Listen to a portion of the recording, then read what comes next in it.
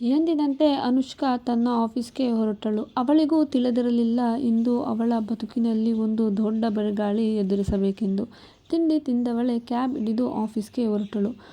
ಆಕರ್ಷನನ್ನು ಭೇಟಿ ಮಾಡಿದವಳು ಅವನಿಗೆ ಇನ್ನು ಕೆಲವೊಂದಿಷ್ಟು ಡಿಸೈನ್ ಬಗ್ಗೆ ಡೀಟೇಲ್ಸ್ ನೀಡಿದಳು ಮತ್ತು ಅವನಿಂದ ಸ್ವಲ್ಪ ನ್ಯೂ ಡಿಸೈನ್ಸ್ಗಳ ಬಗ್ಗೆ ಡೀಟೇಲ್ಸ್ ಪಡೆದು ತನ್ನ ಕ್ಯಾಬಿನ್ನಿಂದ ಹೊರಬರಲು ಡೋರ್ ತೆಗೆದಳು. ಅಷ್ಟರಲ್ಲಿ ಒಬ್ಬ ಅಜಾತನ ಶತ್ರುವಂತಿರುವ ವ್ಯಕ್ತಿಗೆ ಗುದ್ದಿಕೊಂಡಳು.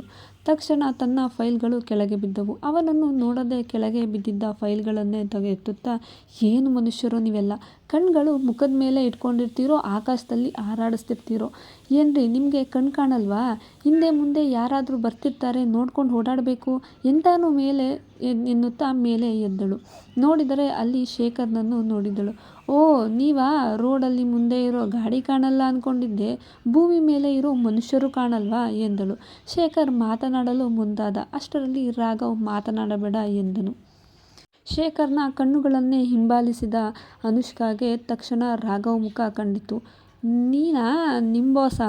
ಕಣ್ಣು ಹಾಸ್ಪಿಟಲ್ಗೆ ತೋರಿಸಿಲ್ವಾ? ಫಸ್ಟ್ ಹಾಸ್ಪಿಟಲ್ಗೆ ತೋರಿಸ್ಕೊ, ಇಲ್ಲ ಹಿಂಗೆ ಸಿಕ್ಕವರಿಗೆ ಗುದ್ದುತ್ತಾ ತೊಂದರೆ ಕೊಡ್ತೀರಾ ಎಂದಳು. ಅಷ್ಟರಲ್ಲಿ ಒಳಗಿನಿಂದ ಆಕರ್ಷ್ ಏನಿದು ಶಬ್ದ ಎಂಬಂತೆ ಆಚೆಗೆ ಬಂದನು. ಹೊರಗಡೆ ಬಂದವನೇ ಏನಾಯ್ತು ಎಂದನು. ಅವನ ಮಾತು ಶುರು ಮಾಡುವ ಮೊದಲೇ ಅನುಷ್ಕಾ, ನೋಡಿ ಆಕರ್ಷ್, ಇವರ್ಯಾರೋ ಜಾನುವಾರುಗಳ ರೀತಿ ಎಲ್ಲೆಂದರಲ್ಲಿ ಸುತ್ತುತ್ತಿದ್ದಾರೆ ಎನ್ನುತ್ತಾಳೆ. ಅವಳನ್ನು ನೋಡಿದ ಆಕರ್ಷ್ ರಾಘವ್ ಕಡೆ ನೋಡಿ ಒಂದು ಕ್ಷಣ ಅವನ ಹೃದಯ ಅವನ ಬಾಯಿಗೆ ಬಂದಿತ್ತು. ಅವನು ಮಾತನಾಡುವ ಮೊದಲೇ ರಾಘವ್, ಈ ಲೂಸ್ ಯಾರು ಎಂದನು. ಅನುಷ್ಕಾ ಲೂಸ್ ಎಂಬ ಪದ ಕೇಳಿ ಮತ್ತೆ ಸಿಟ್ಟು ತಲೆಗತ್ತಿತ್ತು. ಒಂದೇ ಸಾರಿ ಮಹಾಕಾಳಿ ರೂಪ ತಾಳಿದಂತೆ, ಏಯ್, ಮಾತನಾಡು ಮೊದಲು ನೀನು ಏನು ಮಾತಾಡಬೇಕು ಅಂತ ತಿಳ್ಕೊಂಡು ಮಾತಾಡು ರೌಡಿ ಎಂದಳು. ರಾಘವ್ ಅವಳ ಮಾತನ್ನು ತಲೆಗೆ ಹಾಕಿಕೊಳ್ಳದೆ, ಆಕರ್ಷ್, ನನ್ನ ಪ್ರಶ್ನೆಗೆ ಉತ್ತರ ಸಿಗಲಿಲ್ಲ ಎಂದನು. ತಕ್ಷಣ ಆಕರ್ಷ್ ಅನುಷ್ಕಾನನ್ನು ಬಚಾವ್ ಮಾಡುವ ರೀತಿ, ಅಣ್ಣ, ನಮ್ಮ new employee Anushka very talented ಎಂದನು.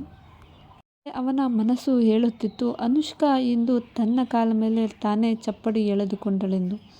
ಈ ಕಡೆ ಅನುಷ್ಕಾ ಆಕರ್ಷ್ ಬಾಯಲ್ಲಿ ಅಣ್ಣ ಎನ್ನುವ ಪದ ಕೇಳಿ ಶಾಕ್ ಆದಳು. ಅವಳು ಬಿಟ್ಟ ಕಣ್ಣು ಬಿಟ್ಟಂತೆ ರಾಘವ್ನನ್ನು ನೋಡಿ ತನ್ನ ತಲೆ ಮೇಲೆ ತಾನೇ ಕಲ್ಲು ಹಾಕಿಕೊಂಡಂತೆ ಅನ್ನಿಸುತ್ತಿತ್ತು. ಅಷ್ಟರಲ್ಲಿ ರಾಘವ್, ಓ, ಗೊತ್ತಾಗ್ತಿದೆ, ಟ್ಯಾಲೆಂಟ್ ಎಂದನು. ಅವಳನ್ನೇ ಒಮ್ಮೆ ಗುರಾಯಿಸಿ ಆಕರ್ಷ್ ಕಡೆ ತಿರುಗಿ, send her to my cabin ಎಂದವನು ಅವಳನ್ನು ನೋಡುತ್ತಾ ತನ್ನ ಕ್ಯಾಬಿನ್ ಕಡೆ ಹೋದನು. ಅವನು ಮುಂದೆ ಹೋದಂತೆ ಅನುಷ್ಕಾ ಸ್ವಲ್ಪ ಭಯದಲ್ಲಿದ್ದಳು. ಆದರೂ ಅವಳ ಮಾತನ್ನು ಇಮಿಟೇಟ್ ಮಾಡುತ್ತಾ, send her to my cabin, ಮಾಡೋದೆಲ್ಲ ತನ್ನ ತಪ್ಪು, ಹೇಳೋದು ಮಾತ್ರ ನಮ್ಮಂಥವ್ರಿಗೆ, ರೌಡಿ ರೌಡಿ ಎನ್ನುತ್ತಾ ಹಿಂದೆ ತಿರುಗಿದಳು. ಅವಳು ಆಕರ್ಷ್ ಇರುವುದನ್ನು ಮರೆತೇ ಬಿಟ್ಟಿದ್ದಳು. ಅವನನ್ನು ನೋಡುತ್ತಲೇ ಮತ್ತೆ ತನ್ನ ಮೇಲೆ ತನಗೆ ಸಿಟ್ಟು ಬಂದು ಅವಳ ಮಾತನ್ನು ಸರಿ ಮಾಡಿಕೊಳ್ಳುವಂತೆ, ಅದು ಎಂದಳು. ಅವಳ ಮುಂದಿನ ಮಾತು ಆಕರ್ಷ್ ಅರ್ಥ ಮಾಡಿಕೊಂಡಂತೆ, ಪರವಾಗಿಲ್ಲ, ನಾನೇನು ಹೇಳಲ್ಲ ಅಣ್ಣನಿಗೆ, ತುಂಬ ಟೆನ್ಷನ್ ಮಾಡ್ಕೋಬೇಡಿ, ಅಣ್ಣ ಎಷ್ಟೊಂದು ಕೆಟ್ಟವನೇನಲ್ಲ, ಅವನ ಮಾತು ಸ್ವಲ್ಪ ಕೋಪ ಜಾಸ್ತಿ ಅಷ್ಟೇ ಎಂದಳು. ಅನುಷ್ಕಾ ದೇವರನ್ನು ನೆನೆಯುತ್ತಾ ರಾಘವ್ ಕ್ಯಾಬಿನ್ ಕಡೆ ಹೋಗುತ್ತಾಳೆ. ಬಾಗಿಲು ನಾಕ್ ಮಾಡುತ್ತಾಳೆ. May I come in sir ಎಂದಳು. ಅವಳನ್ನು ನೋಡಿದೆ. ಎಸ್, ಕಮಿಂಗ್ ಎಂದನು. ಅವಳು ಸ್ವಲ್ಪ ಭಯದಲ್ಲಿಯೇ ಅವನ ಮುಂದೆ ಬಂದು ನಿಂತಳು. ಸ್ಕೂಲ್ನಲ್ಲಿ ಟೀಚರ್ ಎದುರು ಮಗು ನಿಂತಂತೆ. ಅವಳನ್ನು ನೋಡಿದ ರಾಘವ್ ಫೈಲ್ ಕಡೆಯಿಂದ ಕಣ್ಣನ್ನು ಅವಳ ಕಡೆ ಆಡಿಸಿ, blue jeans pant, pink top and high heel slipper ಹಾಕಿರುವೆ ಎಂದನು. ಅನುಷ್ಕಾ ಮನಸ್ಸಲ್ಲಿ ಇವನಿಗೇನಾಗಿದೆ ಎನ್ನುವಂತೆ ನೋಡುತ್ತಿದ್ದಳು.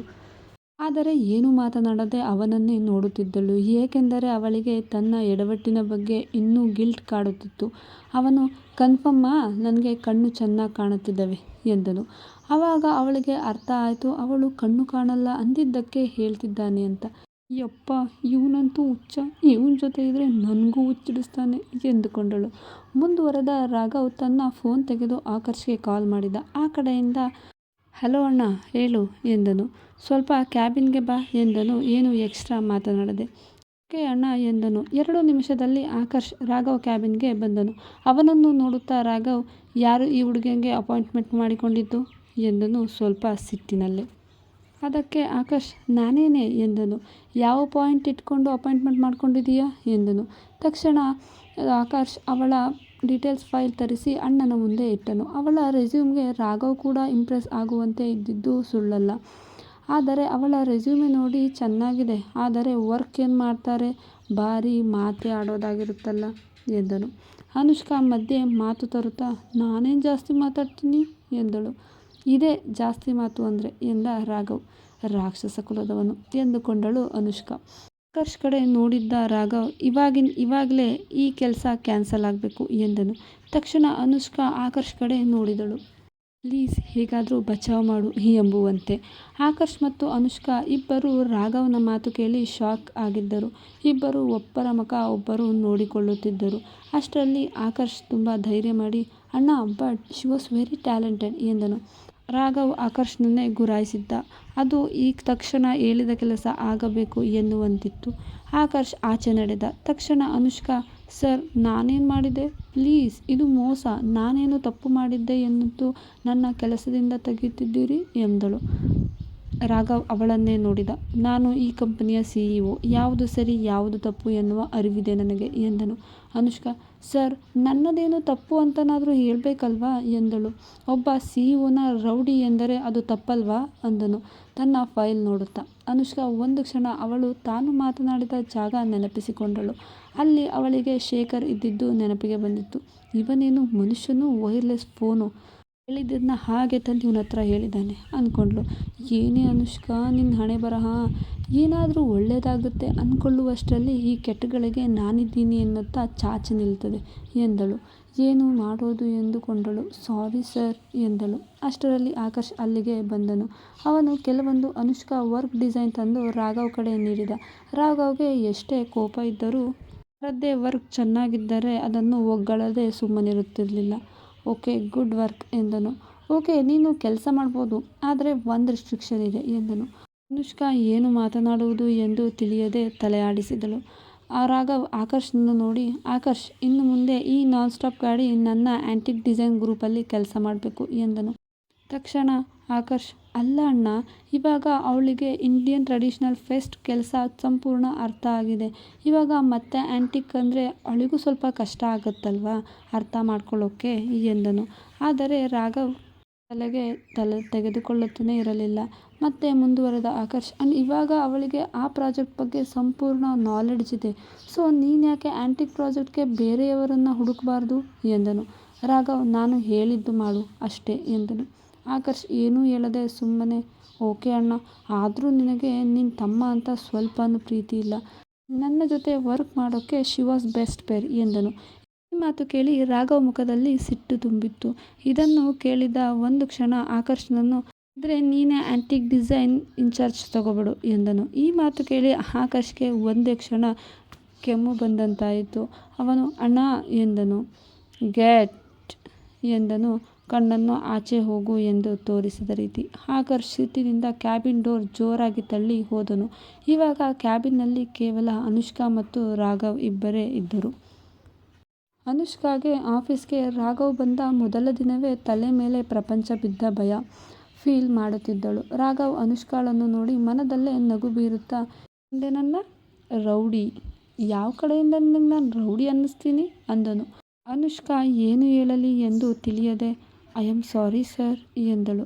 ಆದರೆ ಅವಳ ಮನಸ್ಸು ರೌಡಿಯಲ್ಲ, ರಾಕ್ಷಸ ಎನ್ನುತ್ತಿತ್ತು. ರಾಕ್ಷಸ ಆಗಿದ್ದರೆ ನಿನ್ನನ್ನು ತಿಂದ್ಬಿಡ್ತಿದ್ದೆ ಅಲ್ವಾ ಎಂದನು. ಒಂದು ಕ್ಷಣ ಶಾಕ್ ಆದ ಅನುಷ್ಕಾ, ಏನಿದು, ಈ ಮನುಷ್ಯನಿಗೆ ಮನಸ್ಸಿನ ಮಾತು ಅರ್ಥ ಆಗುತ್ತಾ ಎಂದುಕೊಂಡಳು.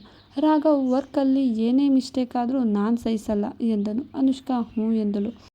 ರಾಘವ್ಗೆ ತಿಳಿಯುತ್ತಿರಲಿಲ್ಲ, ಇದೇನಿದು, ಈ ಹುಡುಗಿ ರೌಡಿ ಎಂದರೂ ನಾನು ಸುಮ್ಮನಿದ್ದೇನಲ್ಲ ಎನಿಸುತ್ತಿತ್ತು. ಅನುಷ್ಕಾ ಆಕರ್ಷನನ್ನು ಮಿಸ್ ಮಾಡಿಕೊಂಡಂತೆ ಅನಿಸುತ್ತಿತ್ತು. ರಾಘವ್ ಅವಳಿಗೆ ಸ್ವಲ್ಪ ರೂಲ್ಸ್ ಹೇಳುತ್ತಿದ್ದ. ಈ ರೂಲ್ಸ್ ಫಾಲೋ ಮಾಡಿದರೆ ಮಾತ್ರ ನೀನು ಕೆಲಸದಲ್ಲಿ ಇರಬಹುದು ಎಂದಿದ್ದ. ಅನುಷ್ಕಾ ಅವನನ್ನೇ ಗುರಾಯಿಸುತ್ತಾ ನಿಂತಿದ್ದಳು. ಮುಂದೆ ಎಲ್ಲಿಗೆ ಸಾಗಲಿದೆ ಈ ಎರಡು ವಿರುದ್ಧ ಹೃದಯಗಳ ಪ್ರೇಮಕತೆ? ಕೇಳಿ ಕಾಡುವ ಹುಡುಗ. ಇಂತಿ ನಿಮ್ಮ ಪ್ರೀತಿಯ ನಗುಮುಖದೊಂದಿಗೆ ಪ್ರೇಮಕತೆ ನಿಮ್ಮ ಜೊತೆ ವಿತ್ ಕನ್ನಡತಿ. ಈ ಕತೆ ಇಷ್ಟವಾದರೆ ಒಂದು ಲೈಕ್ ಮಾಡಿ ಮತ್ತು ಚಾನಲನ್ನು ಸಬ್ಸ್ಕ್ರೈಬ್ ಮಾಡೋದನ್ನು ಮರೆಯಬೇಡಿ. ಧನ್ಯವಾದಗಳು.